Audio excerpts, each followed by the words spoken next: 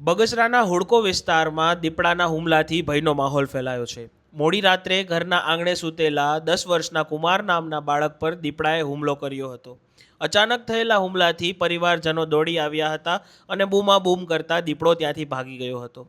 હુમલામાં બાળકને ગંભીર ઈજા પહોંચી હતી, જેને તાત્કાલિક સારવાર માટે અમરેલી ખસેડવામાં આવ્યો છે. ઘટના બાદ સમગ્ર વિસ્તારમાં ભયનો માહોલ જોવા મળી રહ્યો છે. વન વિભાગે દીપડાને પકડવા માટે 2 પાંજરા ગોઠવી દીધા છે અને દીપડાની હલચલ પર સતત નજર રાખવામાં આવી રહી છે. આ મામલે પીડિત બાળકના પિતા શું કહી રહ્યા છે, સાંભળો. સાંજે સૂતા હતા 1 વાગે સૂતા હતા એટલે દીપડો આવી આનું માથું છોકરાનું પકડી લીધું.